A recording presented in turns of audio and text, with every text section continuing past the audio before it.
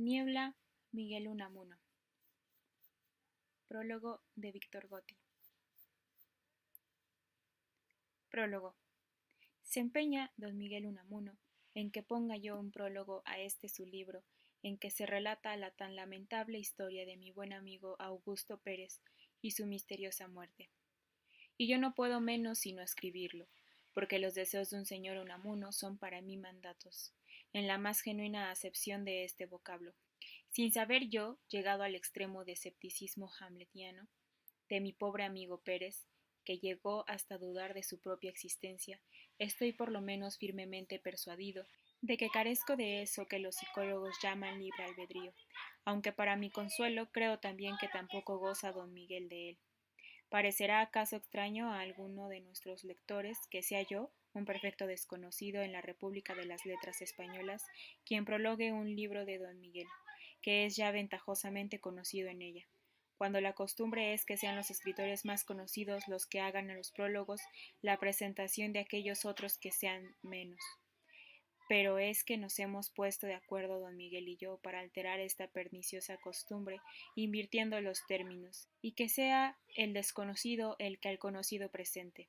porque en rigor los libros más se compran por el cuerpo del texto que por el prólogo, y es natural por lo tanto que cuando un joven principiante como yo desee darse a conocer en vez de pedir a un veterano de las letras que le escriba un prólogo de presentación, debe rogarle que le permita ponérselo a una de sus obras. Y esto es a la vez resolver uno de los problemas de este eterno pleito de los jóvenes y los viejos. Únenme, además, no pocos lazos con Miguel Unamuno, aparte de que este señor saca a relucir en este libro sea novela o nívola, véase página 158, y conste que esto de la nívola es invención mía, no pocos dichos y conversaciones que con el malogrado Augusto Pérez tuve, y que narra también en ella la historia del nacimiento de mi tardío hijo Victorcillo, parece que tengo algún lejano parentesco con don Miguel, ya que mi apellido es el de uno de sus antepasados, según doctísimas investigaciones genealógicas de mi amigo Antolín S. Paparrigópulos, tan conocido en el mundo de la erudición. Yo no puedo prever ni la acogida que esta nívola obtendrá de parte del público que lea a don Miguel, ni cómo se la tomará a éste. Hace algún tiempo que vengo siguiendo con alguna atención la lucha que don Miguel ha entablado con la ingenuidad pública y estoy verdaderamente asombrado de lo profunda y cándida que es ésta. Con ocasión de sus artículos en El Mundo Gráfico y en alguna otra publicación análoga, ha recibido don Miguel algunas cartas y recortes de periódicos de provincias que ponen de manifiesto los tesoros de candidez ingenua y de simplicidad palomina que todavía se conservan en nuestro pueblo. Una vez comentan aquella su frase que el señor Cervantes don Miguel no carecía de algún ingenio y parece que se escandalizan de la irreverencia. Otras se enternecen por esas sus melancólicas reflexiones sobre la caída de las hojas, ya se entusiasman por un grito guerra a la guerra, que le arrancó el dolor de ver que los hombres se mueren aunque no los maten. Ya reproducen aquel puñado de verdades no paradójicas que publicó después de haberlas recogido por todos los cafés, círculos y cotarrillos, donde andaban podridas de puro manoseadas y hediendo a ramplonería ambiente, por lo que las reconocieron como suyas los que las reprodujeron, y hasta han habido palomillas sin hiel que se ha indignado de que ese logomaco de don Miguel escriba algunas veces cultura con K mayúscula y después de atribuirse habilidad para inventar amenidades reconozca ser incapaz de producir colmos y juegos de palabras, pues sabido es que para este público ingenuo el ingenio y la amenidad se reducen a eso, a los colmos y a los juegos de palabras. Y menos mal que ese ingenuo público no parece haberse dado cuenta de alguna otra de las diabluras de don Miguel, a quien a menudo le pasa lo de pasarse de listo, como es aquello de escribir un artículo y luego subrayar al azar unas palabras cualesquiera de él, invirtiendo las cuartillas para no poder fijarse en cuáles lo hacía. Cuando me lo contó, le pregunté por qué había hecho eso y me dijo, qué sé yo, por buen humor, por hacer una pirueta, y además porque me encocoran y me ponen de mal humor los subrayados y las palabras en bastardilla. Eso es insinuar al lector, es llamarle torpe, es decirle fíjate, hombre, fíjate, que aquí hay atención. y por eso le recomendaba yo a un señor que escribiese sus artículos todo en bastardillas, para que el público se diese cuenta de que eran intencionadísimos desde la primera palabra a la última. Eso no es más que la pantomima de los escritos, querer sustituir en ellos con el gesto lo que no se expresa con el acento y la entonación. Y fíjate, amigo Víctor, en lo que los periódicos de la extrema derecha, de eso que llamamos integrismo, y verás cómo abusan de la bastardilla, de la versalita, de las mayúsculas, de las admiraciones y de todos los recursos tipográficos. Pantomima, pantomima, pantomima. Tal es la simplicidad de sus medios de expresión, o más bien, tal es la conciencia de que tienen de la ingenua simplicidad de sus lectores, y hay que acabar con esa ingenuidad.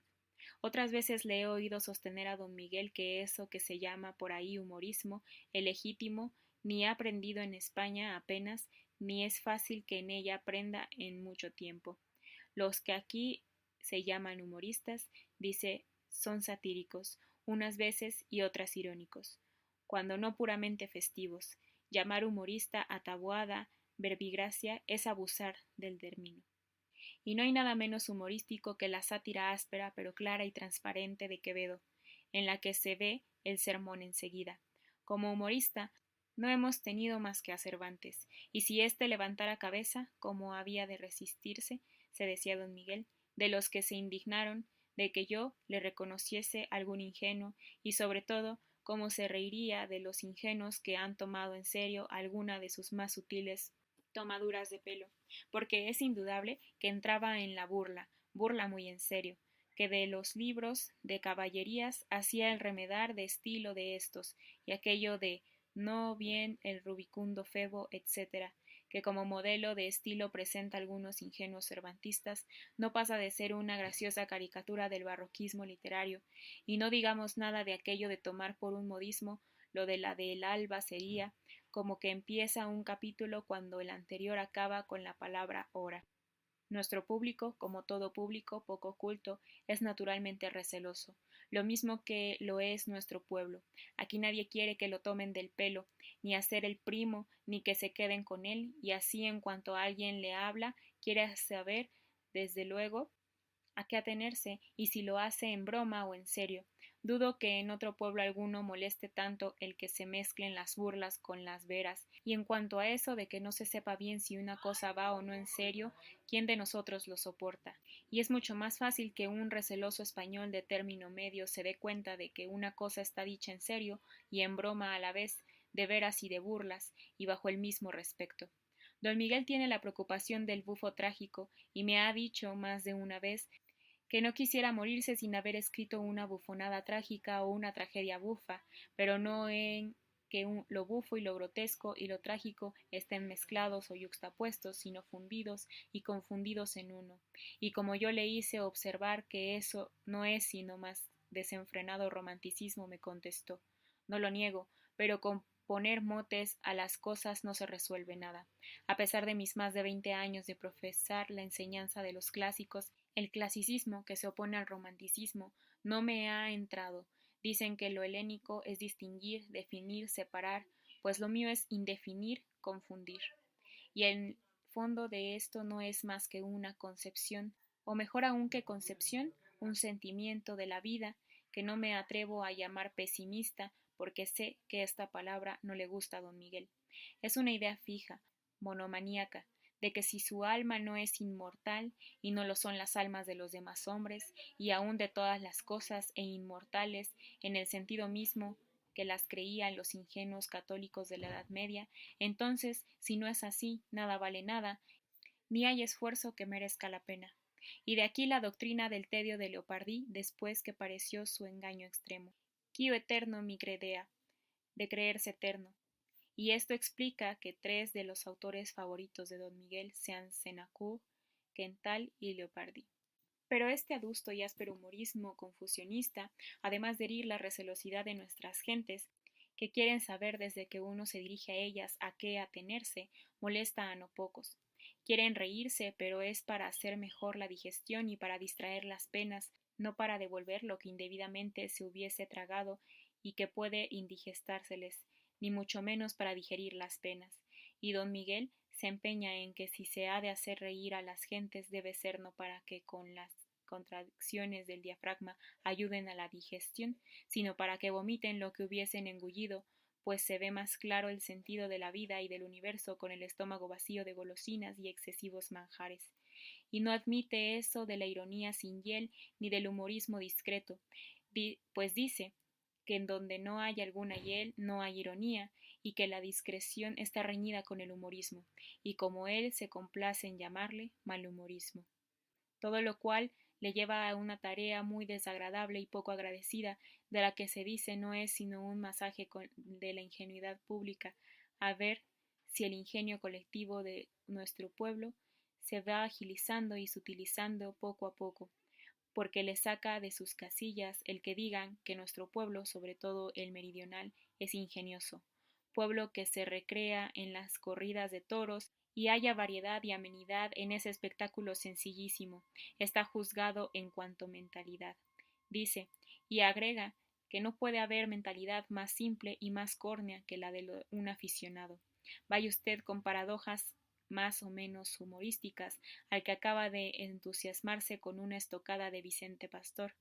y abomina del género festivo de los revisteros de toros, sacerdotes del juego de vocablos y de toda la basofia del ingenio de puchero. Si a esto se añade los juegos de conceptos metafísicos en que se complace, se comprenderá que haya muchas gentes que se aparten con disgusto de su lectura, los unos porque tales cosas le levantan dolor de cabeza, y los otros porque atentos a lo que sancta sancte tractanda sunt, lo santo ha de tratarse santamente, estiman que esos conceptos no deben dar materia para burlas y jugueteos. Mas él dice a esto que no sabe por qué han de pretender que se trate en serio ciertas cosas los hijos espirituales de quienes se burlaron de las más santas, es decir, de las más consoladoras creencias y esperanzas de sus hermanos. Si ha habido quien se ha burlado de Dios, ¿por qué no hemos de burlarnos de la razón, de la ciencia y hasta de la verdad? Y si nos han arrebatado nuestra más cara y más íntima esperanza vital, ¿por qué no hemos de confundirlo todo para matar el tiempo y la eternidad y para vengarnos? Fácil es también que salga diciendo alguno que hay en este libro pasajes escabrosos o si se quiere pornográficos, pero ya don Miguel ha tenido buen cuidado de hacerme decir a mí algo al respecto del curso de esta nívola, y está dispuesto a protestar de esa imputación y a sostener que las crudezas que aquí puedan hallarse ni llevan intención de halagar apetitos de la carne pecadora, ni tienen otro objeto que ser punto de arranque imaginativo para otras consideraciones. Su repulsión a toda forma de pornografía es bien conocida de cuantos le conocen, y no sólo por las corrientes razones morales, sino porque estima que la preocupación libidinosa es lo que más estraga la inteligencia. Los escritores pornográficos o simplemente eróticos le parecen los menos inteligentes, los más pobres de ingenio, los más tontos, en fin. Le he oído decir que de los tres vicios de la clásica terna, de ellos las mujeres, el juego y el vino, los dos primeros estropean más la mente que el tercero, y conste que don Miguel no bebe más que agua. A un borracho se le puede hablar, me decía una vez, y hasta dice cosas, pero ¿quién resiste la conversación de un jugador o un mujeriego? No hay por debajo de ella sino la de un aficionado a toros, colmo y copete de la estupidez. No me extraña a mí, por otra parte, este consorcio de lo erótico con lo metafísico, pues creo saber que nuestros pueblos empezaron siendo, como sus literaturas nos lo muestran, guerreros y religiosos para pasar más tarde a eróticos y metafísicos. El culto a la mujer coincidió con el culto a las sutilezas conceptistas. En el albor espiritual de nuestros pueblos, en efecto, en la Edad Media, la sociedad bárbara sentía la exaltación religiosa y aún la mística y la guerrera. La espada lleva cruz en el puño, pero la mujer ocupaba muy poco y muy secundario lugar en su imaginación, y las ideas estrictamente filosóficas dormitaban, envueltas en tecnología, en los claustros conventuales. Lo erótico y lo metafísico se desarrollan a la par. La religión es guerrera, la metafísica es erótica y voluptuosa.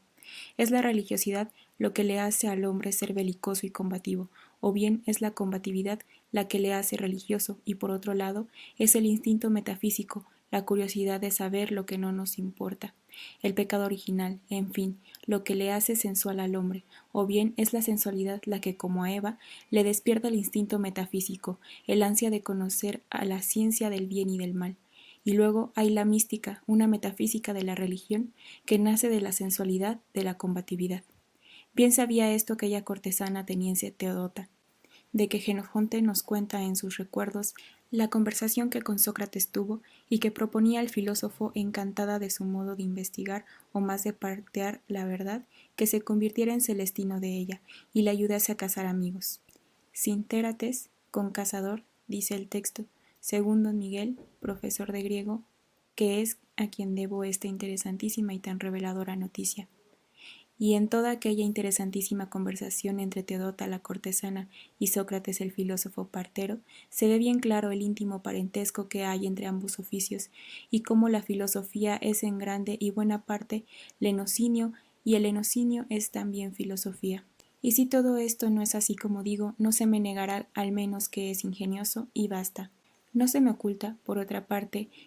que no estará conforme con esa mi distinción entre religión y belicosidad de un lado y filosofía y erótica de otro, mi querido maestro don Fulgencio Estrambosmares del Aquilón, de quien don Miguel ha dado tan circunstanciada noticia en su novela onívola Amor y Pedagogía. Presumo que el ilustre autor de Ars Magna Combinatoria establecerá una religión guerrera y la religión erótica, una metafísica guerrera y otra erótica, un erotismo religioso y un erotismo metafísico, un belicosismo metafísico y otro religioso, y por otra parte una religión metafísica y una metafísica religiosa, un erotismo guerrero y un belicosismo erótico. Todo esto aparte de la religión religiosa y la metafísica metafísica, el erotismo erótico y el belicosismo belicoso, lo que hace 16 combinaciones binarias, y no digo nada más ternarias del género, verbigracia de una religión metafísico-erótica o de una metafísica guerrero-religiosa, pero yo no tengo ni el inagotable ingenio combinatorio de don Fulgencio, ni menos el ímpetu confusionista e indefinicionista de don Miguel. Mucho se me ocurre atañedero al inesperado final de este relato y a la versión que en él da don Miguel de la muerte de mi desgraciado amigo Augusto, versión que estimo errónea, pero no es cosa de que me ponga yo ahora aquí a discutir en este prólogo con mi prologado. Pero debo hacer constar en descargo de mi conciencia que estoy profundamente convencido de que Augusto Pérez, cumpliendo el propósito de suicidarse que me comunicó en la última entrevista que con él tuve, se suicidó realmente y de hecho, y no solo idealmente y de deseo. Creo tener pruebas fehacientes en apoyo de mi opinión, tantas y tales pruebas que me deja de ser opinión para llegar a conocimiento. Y con esto acabo. Víctor Gotti. Niebla, Miguel Unamuno.